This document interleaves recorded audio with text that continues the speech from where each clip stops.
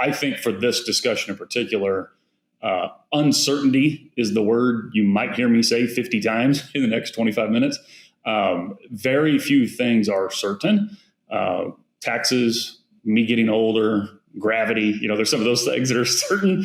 But when we get into the marketplace, right, and what's impacting the profitability of, doesn't matter if I have a sow farm, finishing farm, doesn't matter if it's Iowa, it doesn't matter if it's Brazil, by the way. I think there's lots of things that are highly uncertain at the moment.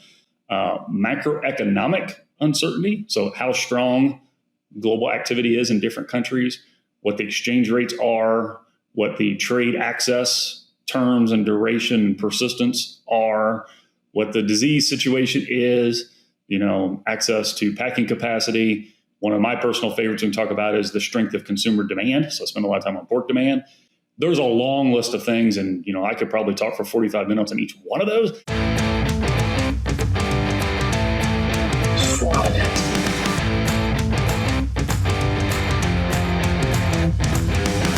Hi there, and welcome to another episode of the Swine podcast. I'm Dr. Tara Donovan, your host, and today I have Dr. Glynn Tonsor from Kansas State University. He's a professor of agricultural economics, and we're going to talk about economics in the swine industry today. So welcome to our podcast, Glynn. Thanks for having me on. It's a pleasure to be here. Great. So Glenn's a returning guest on our show, but in case you didn't tune into that episode, I'm going to have him give us a little bit more of an introduction of himself so we get to know him better. Go ahead. Yeah, as you noted, Glynn Tonsor, I'm a professor in the Department of Agriculture Economics here at Kansas State University. I've been here in a related role since 2010. Before that, I was at Michigan State for 4 years. And before that, I was actually here as a graduate student. But for your listeners, if you haven't seen me, kind of with cleaner hands now holding a microphone, my experience before that goes back to the farm. So I actually grew up on a fair to finish hog farm in Missouri. And I interject that because we're on Swine podcast. Oftentimes, when people comment on my comments, I'm attempting to be real world relevant, but then a geeky economist to help, right? Bring something new to the discussion. And I hope what your listeners get from that is some grounded insight from my days when, my fingernails weren't quite as clean, when I was pressure washing a hog barn and the like. And fast forward with sort of too many times, too many years, looking at textbooks and studying the markets and so forth, and now engaging with a microphone instead of a power washer. But there's value in both, right? I mean, I'm not saying one job is better than the other, but I'm giving you a background context on me because I try to be grounded and relevant, but then bring the geeky econ stuff that I'm kind of trained to do and asked to bring to the table. And I hope your listeners get that out of our time here today as well, Tara. Yeah, absolutely. So, growing up in the industry gives you a good perspective of, change over time and also what we're facing, not only on the barn level, but also, on the profitability level. And I'll add quickly to that, I'm a little younger than I might look. 1998 was my senior year of high school. And I'm bringing that up not because young or old matters in this discussion, but in terms of shaping somebody, 1998 in the hog industry was very relevant. When you were operating in northern Missouri and you couldn't give a hog away in Iowa at the end of December of 98, I remember that, quite cleanly, as do some of our more experienced members here. And, I empathize with those situations, I guess is the point. That's why I interject that for background as well. Yeah, absolutely. That was my graduating year of veterinary school. And so getting a job in the swine industry was fairly dismal at that time. But we persevered and it's been a successful career. So yeah, good point. A worldwide leader in animal nutrition, Adaseo's portfolio of products includes nephionine, the full range of vitamins, enzymes, organic selenium, probiotics, mycotoxin management strategies, and palatability products. With such a diverse offering, Adaseo supports its customers with a broad range of expertise, tools, and services to help them maintain a competitive advantage. Adaseo, fueling predictable profits. To learn more, visit Adaseo at www.adaseo.com. So today we're learning about the economics of the swine industry. Start us off with just your view of the most significant economic shifts in the global industry that we're facing right now. So we'll start broad. Yeah. So, and I would have taken us broad even if you didn't ask, because I think for this discussion in particular, uncertainty is the word you might hear me say 50 times in the next 25 minutes. Very few things are certain. Taxes, me getting older, gravity. There's some of those things that are certain. But when we get into the marketplace, right, and what's impacting the profitability of, doesn't matter if I have a sow farm, finishing farm, doesn't matter if it's Iowa, doesn't matter if it's Brazil, by the way. I think there's lots of things that are highly uncertain at the moment.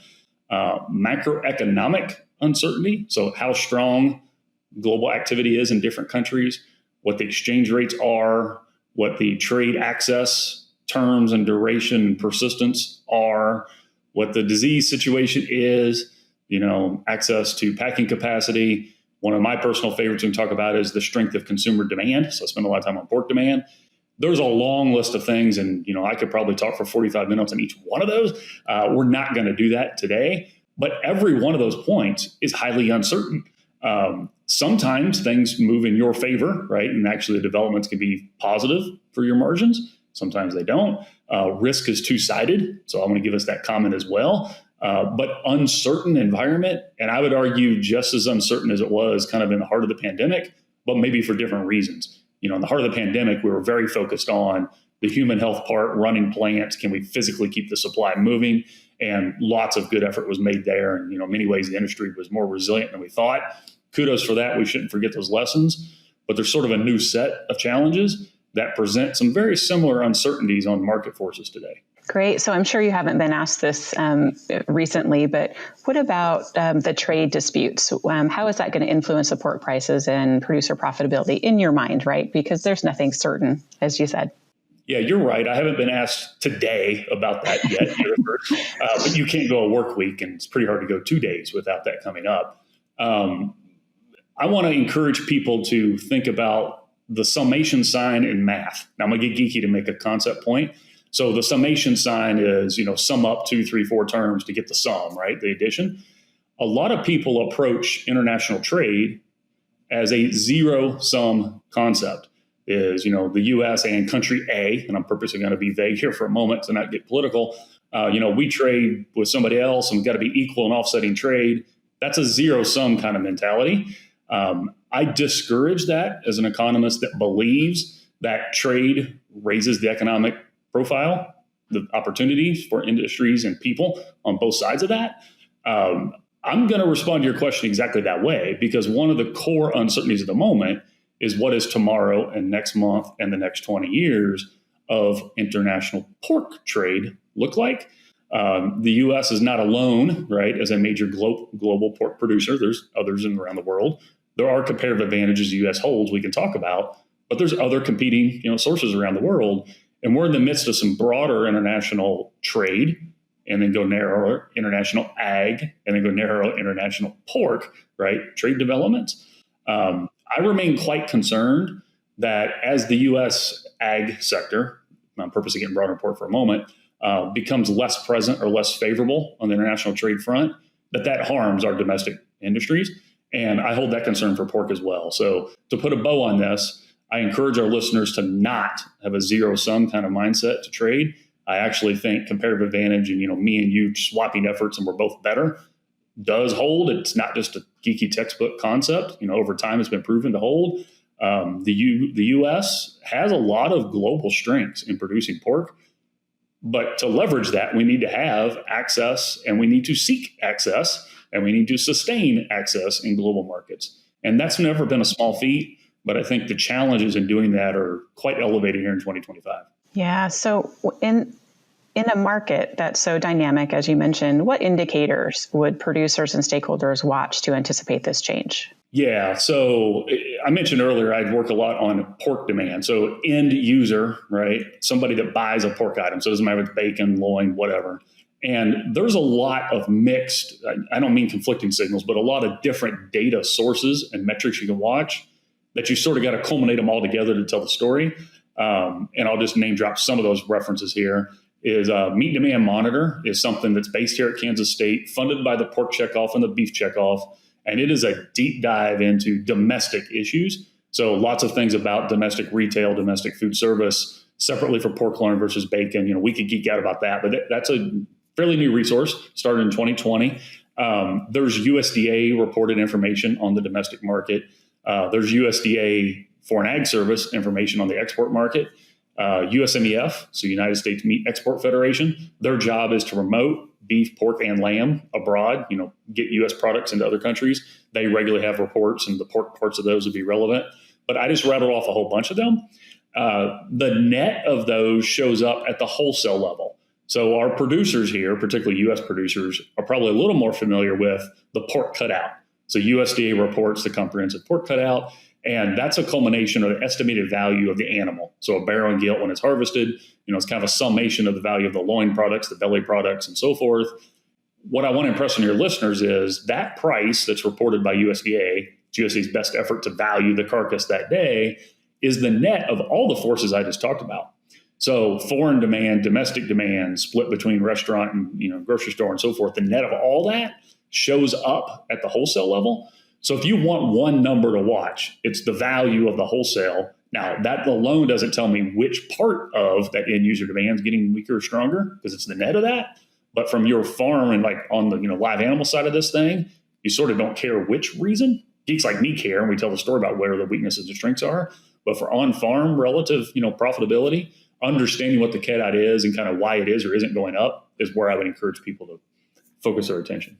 Yeah, absolutely. No, I appreciate that. It's a good summation of what we should be looking at. It's hard to think about how a producer can impact that, right? So let's dig in a little bit into something a little bit more tangible, right? I give 10-minute segments of talks that don't stress over the things you can't influence, but you're foolish not to be aware of them. Now, there's a balance there, right? So, if you can do things to nudge your cost of production to be 2% lower, focus your effort there because you have some influence. But in today's world, it's foolish not to be aware of these broader things, right? So, as a kind of a aside here, we're doing this recording in advance of the Jackson Hole Federal Reserve meeting that's going to occur. That's going to be the latest update on whether interest rates are going to go down or not. Well, obviously, me, you, and nobody listening to this podcast are going to sway what happens or says in Jackson Hole. But if the interest rates go down by a quarter or don't go down by a quarter versus what you expected, it matters. Your borrowing cost and you and your lender are going to have a different discussion and so forth. So don't stress about it because you can't influence it, but you darn sure need to be aware of it. Yeah, absolutely. So let's go back a little bit to something that does influence, the bottom line of the producer. So tell us about how disease outbreaks or other global events can influence the pork prices and producer profitability in the U.S. Yeah, so you have a micro or kind of on-farm effect, and then this macro kind of broader effect. The micro or the personalized, obviously, if the disease event is on your operation, it's in your face, you see it. If you wanted to sell 100 barrows and you can't sell 100 barrows, we all understand that has a direct effect, right? So it's immediate, it's personal. And I want to, also recognize that's sort of where the mental health aspects of this come from. That's not my area of expertise, but it's well documented that, some in the ag community have, some needs there. I encourage, if you find yourself in that space, I encourage you to reach out and find help. There are, governmental resources and private resources for that. But I'm starting there, Tara, because if it's in your face, like your operation has the disease challenges, it's not just the market realities, it's the psychological, physical, how do I deal with the death and so forth, right? So I want to acknowledge that. Remember my personal on the farm background comments, sort of where that comes from. Now, bigger picture, kind of the macro effect. A lot of folks jump over this one, but I would argue the biggest effect is the potential risk of losing exports. So if you have a disease event in the U.S., it's not uncommon that some of our foreign partners, people that buy ag products, in this case pork products, at least temporarily stop importing. They very often will stop importing until we clarify the regional reach, the duration of it, get some terms around that. Sometimes that leads to regionalization that's occurred in other commodities and so forth. But what I want to impress on folks from kind of a broader market perspective, usually the biggest trigger for an adverse market response is the lack of international trade. So if all of a sudden we can't send pork loin to somewhere in Asia that we were going to send it, and that has to stay in the U.S., or we can't send ham to Mexico that we're going to, and now it has to stay in the U.S., whatever example it is, you now all of a sudden have more pounds in the U.S. than you expected. The only way you clear that domestic market is to lower the prices more than you would have otherwise, and that puts downward pressure, right, on livestock prices. That situation gets even worse if it's a zoonotic disease or feared to be a zoonotic disease. So if there's a fear to be a human component, but whether it's disease or contamination and a concern about consuming, quickly we get into social media confusion realm real fast. And if you have a demand pushback that's not just foreign access, but like average Joe consumer now is concerned about eating whatever item, then what I just told you gets even worse, because now the demand for those products is even lower. Downward pressure on livestock prices happens even quicker and stronger. So that's the sequence of things. Now, the exact magnitude is always a function of what disease, where did it happen? Did it hit a large production area or not? What was the terms of trade before that? I mean, every single one of these events is unique. So you'll never get somebody like me to give you a number in answering those questions. But the micro versus macro part of that, I hope made sense to our listeners. And it's why the industry spends so much time, energy, and money trying to mitigate disease issues. Yeah, absolutely. And you mentioned regionalization in your comments. So let's go into pork production and what are regional differences in pork production in the U.S. That kind of shape the market, at least in our U.S. market. Yeah, just, timestamp that for a moment. I played my hand earlier, 1998, I left the farm, right? And the reason I'm reminding us of that is 27 years ago is that comment. The breeding stock in our country is much more geographically dispersed now than it was then. So, again, I'm from northern, Missouri. You can kind of do a belt. Northern Missouri through Iowa, southern Minnesota is still the densest part of U.S. pork production. That comment has not changed, but there's a lot more sows west and a lot more east as a percentage of our herd than there was then. So from the breeding herd part of this discussion, so breaking apart the industry for a moment, where the sows and the weaned pig, at least production part of this is, there's actually a geographic hedge in our system compared to before. So space is your friend when it comes to disease, right? It may not be your friend when it comes to transportation costs and other things. Economists say there's always trade-offs. But when it comes to disease management, separating those sows, getting the farms apart, so to speak, has some benefits. And I think the industry's been wise to do that. I'll interject. You also get a little bit of a hedge on labor markets and other things when you do that. So we're talking disease, but the labor market in Oklahoma and North Carolina is probably not the same because the competing industries, the presence of oil in one versus the other. I mean, lots of other things to think about. There's some other benefits the industry's had that may or may not have been the reason initially. I mean, I think there was a pure disease motivation, early on to repurpose where those buildings went. But I think it's been fortuitous on the breeding side of diseases.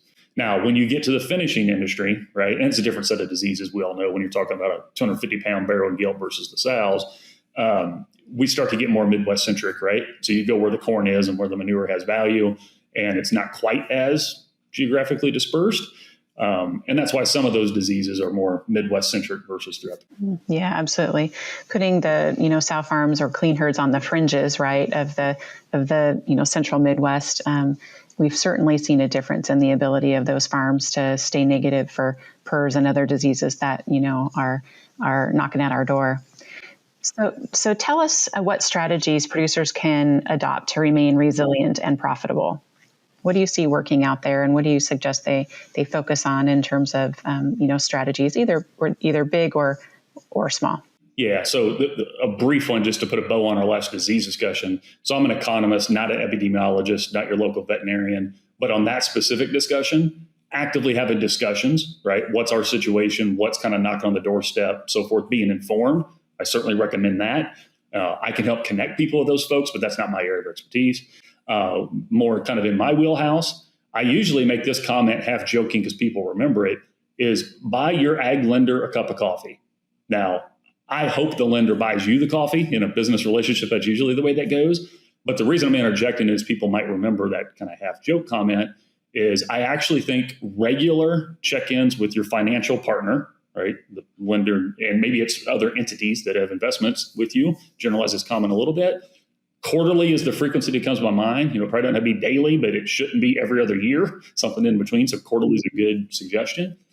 If you build the habit and expectation that we're going to cross-check, what do the books look like? What do we think things look like for the next year, 5 years, so forth? And we're doing that all the time. Those discussions are a lot easier when things get tough if we've already been having them. If instead you're not proactive in that and you sort of only pick up the phone when the wheels are falling off the truck, so to speak, Now the nature of that discussion is a lot harder. So I think I genuinely believe there's value in proactive and regularly communicating with all partners, right? I started with the disease experts, now went to the financial experts. Whoever you do your hedging with, you get in the weeds about whether to hedge the corn you're buying and so forth. You don't talk to them every 60 days. You probably talk to them every other day, right? So there's ongoing communication would be my theme to give people. Not pick a different breed, not, change the pay scale for your workers. I mean, we can get in the weeds on all those kind of things if you like, but honestly, the work on proactive and regular communication is the best suggestion I could give you on just like a business approach. And I think it'll serve you well. Yeah, good advice. So today we've been discussing the economics of the swine industry with Dr. Glynn Tonsor, an agricultural economics professor at Kansas State University. Dr. Tonsor, do you have some final thoughts or take-homes for our listeners on today's discussion? Yeah, so I made the comment about uncertainty. I think it's here to stay in lots of ways. There is opportunity in that, and there's probably going to be elevated stress with that. So please make use of your partners and communicate widely. I think most of us are well aware that the public can ask for things they don't pay for, right? So there's examples where they want change and they're not clearly willing to pay more for that pork item. In many ways in the developed world, so the US, Canada, other industries, that's now sort of a cost of doing business. It's not fun to talk about, but I give full talks about that, right? So sort of get used to that frustration is the comment. That isn't fun, but I'm trying to be like direct saying I don't think it's going to go away. So it's now a cost of doing business in our society. I'm thrilled we live in a world where we can choose for the most part what we work in and how we produce and so forth. But there's going to be at times some mixed pushback on that is what I'm trying to say. And I think that's the new normal. I think that's definitely the case more than when I left the farm 25 years ago. And my broken crystal ball looking forward is it's not going to go away during the next 25. So stay informed, be aware of those things. But ultimately, there's not much any one producer could do to change it, much like my comment about interest rates earlier. So try to mitigate the personal stress around it, right? Ultimately focus on the things you can have some sway on. And most of our listeners have a lot higher opportunity to influence their own cost of production than they do the price they receive. So if you run a sow farm, it's probably a lot more likely you can decrease the cost of producing weaned pigs than it is you can increase the price you get for a weaned pig. I'm all for somebody trying to improve the trade, right? The value of what they get, the revenue side. But honestly, a lot of research has said is the low-hanging fruit is to improve your cost of production number. So I usually encourage people to go that direction. And sometimes that surprises them because I'm a guy that gives a lot of market outlook kind of talks that talks about the output price. And that's where questions come from. And that's relevant. We can talk about it. But honestly, back to the things you can influence, they tend to get in the cost of production realm. And the more you can do to focus there, and the more you communicate with your partners to be efficient in making those reductions, I think the more likely you're going to find yourself being economically viable. It's time for our famous three. Swine feed can be contaminated with viral pathogens. From ASF, PED, PRRS, and SVA, these pathogens can negatively impact health and performance. Now you can improve feed biosecurity with VVC Premix from DSM Firmenich. VVC Premix is an ultra-pure benzoic acid and can reduce pathogen concentration of feed and also improve gut functionality, weight gain, and feed efficiency. Safeguard your feed with VVC Premix. Learn more at dsm-firmenich.com/VVC-premix. Great. So we're rounding out our time together today. I want to say thank you to our listeners. If you have questions or comments, send those to us on your podcast platform. Also, if you liked our show, give us a thumbs up or a like. So the trademark of our show is to ask our guest a few thought-provoking questions at the end to get to know them just a little bit better. So Glynn, what is a book or resource that is your go-to in your area of expertise? Grow the Pie is not an agriculture economics book, but conceptually it aligns with my comments earlier about trade. And for probably 3 years, I've included a picture of this book on lots of my talks. And Grow the Pie, the author's name is Edmonds. You can Amazon, Google, these kind of things. Conceptually, it thinks about how do we work with partners to grow the size of our collective business. Same thing holds on, me and another hog producer working together and so forth. I encourage folks that resonate or want more on that concept to go find that book. Another one that is also not ag econ, but in the spirit of open and regular communication, is a book called Necessary Endings, and author is Cloud. There's some coaching there about how to assess comparative advantages, relationships, and honestly, at times when you need to end a relationship. That's not fun to talk about, but if you've got a business partner where things aren't right, you've kind of went through the 3 steps to try to make it better. Sometimes it is in your interest and maybe in their interest to put an end to that. Those are not fun things to talk about, but in the real world, they come up. And that book called Necessary Endings, I think, coaches us through that. On a personal note, I find myself having a hard time to say no, right? It's very easy to say yes, podcasts, there's more of them and so forth, right? There's lots of examples. This is my job, so it's okay for me to do this. Don't overreact to that comment. But I think we all could get better about evaluating the value of our time, how we allocate it. And if we said no to the right stuff, would we be delivering deeper insights on the things we say yes to versus being kind of an inch thick in everything? And I think that holds for me. I think it holds for you, Tara. I think it holds for every producer that's listening, is every human, frankly, to go further with that. We could all get a little bit better about the yes-no decisions we make. And that Necessary Endings book I referenced has kind of helped me think about that. I have a long ways to go to get better about it, but I do think I'm better than, say, 5 years ago. And if it helps us allocate our time better, I honestly think we are more effective in making the world better in our own way. And I encourage people to pull up that book if that comment resonates with them. Yeah, absolutely. Great advice. That is a tough thing to do, and especially in an area where we're very much a networked community, right? And so there's somewhat a dependent upon each other, but you can get really strung out, and then that gets more stressful. Well, and what I call soft no, like in our network discussions, is I can still help somebody by redirecting them to an appropriate resource. So I didn't just say, hell no, I don't have time for you, right? That's a hard no. Sometimes that might be appropriate, but in most cases it's not. Rather, it would be, yes, I got 3 minutes to get you with the right person, as opposed to me taking an hour or a work week or whatever it might be to sort of be half the right person. I'm not helping you if it's not the right person. I'm definitely not helping myself if it's not the right. So sort of those soft no's is what that book coaches us towards. And again, I think the same thing happens on the farm. If you're trying to think through, how do I adjust workforce, right? How do I manage and give somebody the soft no to get them in the right spot in my employee base? There's some value in that that's sort of on the farm shovel ready also. Yeah. Be a connector to kind of shift that. So what about a book or resource not related to the swine industry? And you actually gave us a few of those already. So maybe something else that, we should check out. Yeah. So the 2 I gave you actually weren't. I was just trying to give you the ag parts of that. The third one I'll give you, just to kind of keep dumping stuff for people, maybe advance their Christmas list, the reading list for the holidays, is Average is Over, is a book that was written by Tyler Cohen. So Cohen is an economist. That particular book's well over 10. It might be 15 years old. There's slightly updated versions that are out there. But if you want to back up and think through things in our society, right? A lot of geeks like me bring average or representative statistics to you because that's what we get from USDA and so forth. But this entire book is talking about how average is actually very misleading. Most things in our world, you've got 2 or 3 kind of groups, not like the middle doesn't exist, so to speak.